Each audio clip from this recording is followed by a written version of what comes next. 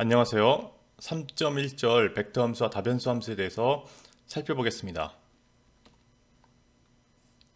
전체는 이렇게 5가지로 구성이 되어졌는데요.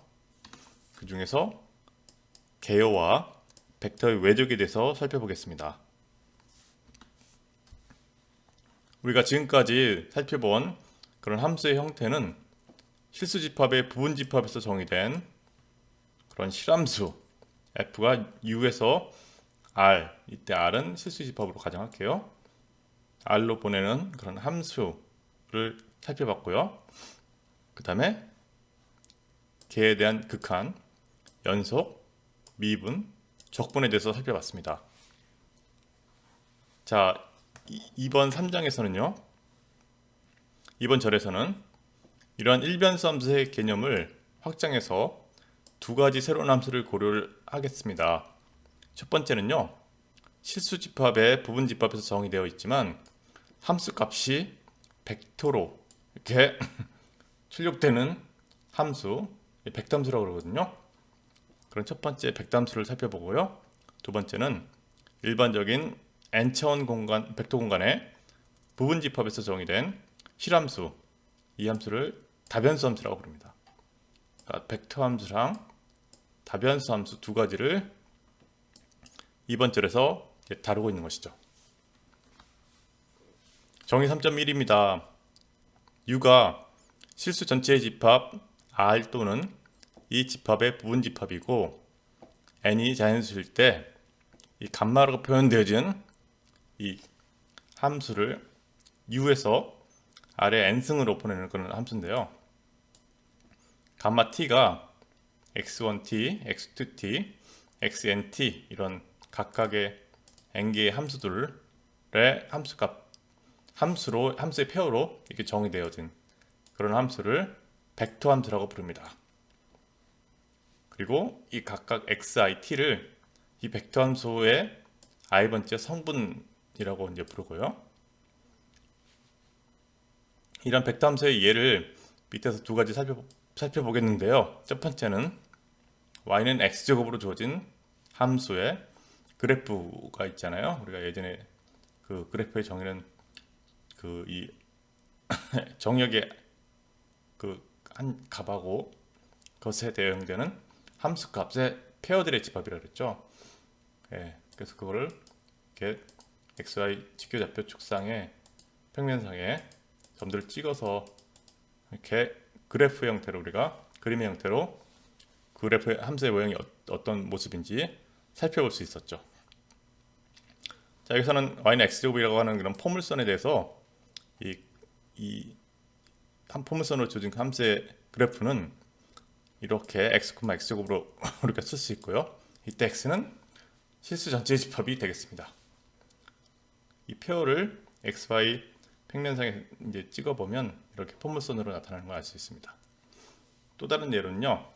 ft가 이면 실수 t에 대해서 코사인 t, 사인 t로 주어진 그렇게 정의된 함수를 생각해 볼 수 있는데요. 이 경우도 벡터 함수가 됩니다. 각각의 성분 있잖아요. 첫 번째는 코사인 t, 두 번째는 사인 t로 이렇게 정의된 이 함수인 거죠. 이 함수의 그래프는 t가 증가함에 따라서 평면 위의 반지름이 1인 원을 반시계 방향으로 돈다 하는 걸 알 수 있습니다. 이제 옆에 오른쪽에 그림을 보시면요. 이렇게 x축하고 y축이 있을 때 이 t가 이 각도예요.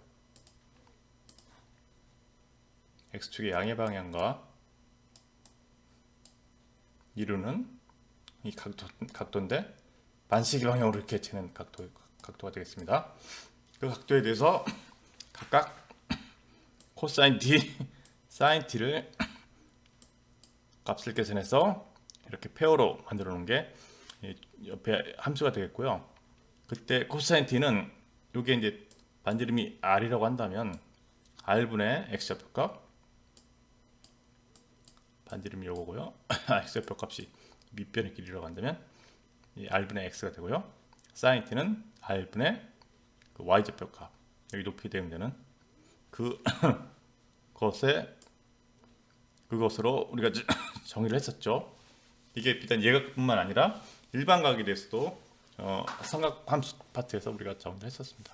그래서 이 t가 커지면 커질수록 이 반시계 방향으로 이렇게 커지는 건데요. 증가함에 따라서 이런 점들이 찍히는 걸 알 수 있습니다.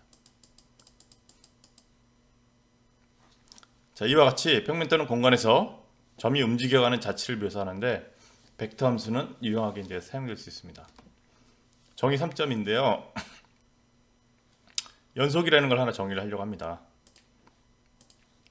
실수 전체의 집합 R 또는 이 집합의 열린 부분 집합 U에서 정의된 벡터 함수가 이렇게 주어졌다고 가정을 하면요. F가 U에서 R의 n승으로 보내는 함수인데요. ft는 x1t, x2t, xnt로 이렇게 정의되어 있습니다. 그리고 u의 한 점 a에 대해서 자, 리미트 t가 a로 다가갈 때 ft의 값이 이제 뭘 이제 뜻하는 거냐면 이는 정의예요. 자, 각각의 그 성분 함수들에 대해서 리미트가 영향을 줘서 리미트 t가 a로 갈 때 x1t, 그다음에 리미트 t가 a로 갈 때 xnt 이런 값들을 계산하라 하는 이제 의미가 되겠습니다.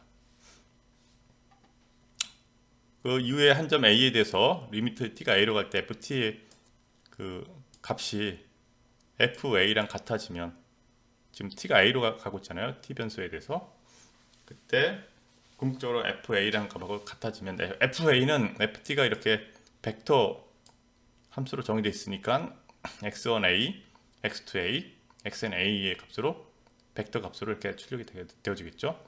그 녀석하고 같아지는 그런 조건을 만족하면 벡터 함수 f가 점 a에서 연속이라고 얘기하고요.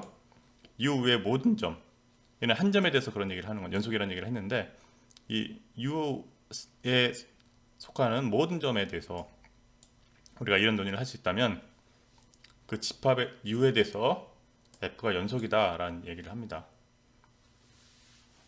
f가 연속 함수이면 f의 각 성분 xit도 연속이다 하는 것을 알 수 있는데요. 그게 이 벡터의 연속이라고 했던 거는 각 성분이 연속이어야지만 그게 정의가 됐던 거죠. 그죠? 이 성분이 연속이라는 얘기는 t가 a로 딱 갈 때 리미트 극한값이 이 함수의 함수값 x1a랑 같아지는 것을 의미하니까 각 성분도 연속이 된다는 걸 내포하고 있는 것이죠. 이제 3.1이요.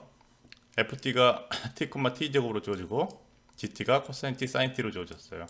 아까 앞에서 살펴봤죠. 그림이 포물선하고 이런 원으로 이제 나타나게 되는데요. 모든 점에서 연속인 벡터 함수다 하는 건데요. 자, 좀 전에 이제 그 연속이라는 조건을 한 점에서 연속이라는 조건을 자, t가 a로 같아갈 때 리미트 ft가 fa랑 같아지면 된다고 했습니다. 그죠? 자, 이때는 지금 우리가 고려되고 있는 그런 차원이 2차원이잖아요. t제곱, 그죠? 성분 두 개로 짝을 지어서 만들어진 그런 함수 값입니다.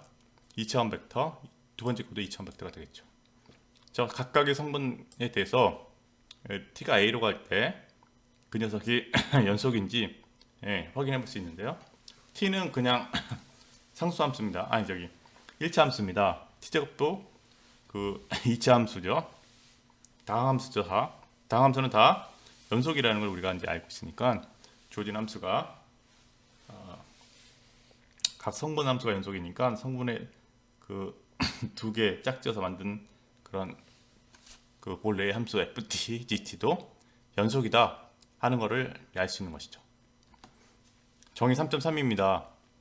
u가 n차원 벡터 공간 R의 n승 또는 2의 부분 집합일 때 함수 f가 u에서 r로 실수로 보내는 그런 함수에 대해서 이거를 n변수 함수라고 하고요. n이 2보다 크거나 같을 때 그래서 n이 2차원 이상이라는 거죠. u가 우리가 고려하고 있는 정의역이 2보다 크거나 같은 그런 경우일 때 다변수 함수라고 얘기합니다. 조진 함수를. 그러니까 아까 앞에서 살펴본 거는 벡터 함수잖아요. 벡터 함수의 경우에는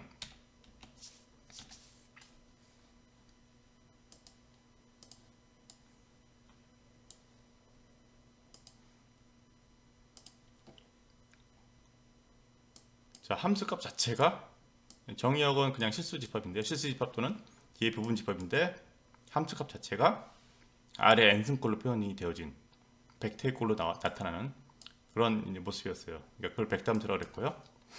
지금은 이 정의역의 그 모습이 그 n차원 벡터 공간 Rn 또는 얘의 부분집합으로 이제 그 정의를 하는 것이죠. 그러니까 정의역 자체가 벡터가 되는 것이고요. 그 각각의 성분들로 만들어진 어떤 함수값, 단일한 실수값이 이제 그 치역이 되겠습니다. 이 경우를 자변수 함수라고 우리가 부릅니다. 자, 예를 들자면 fx, y는 x 더하기 y라고 많이 정해져 있어요. x하고 y 2차원 값을 입력받아서 하나의 단일한 값을 실수값을 출력하죠. 자, 이변수 함수라고 부르고요. gxyz인데 x제곱 더하기 y 더하기 xz라는 형태로 정의되어 있다면 얘는 3변수 함수라고 이제 부릅니다. 자, 다변수 함수의 극한과 연속의 정의와 성질은 뒤쪽에 나오거든요.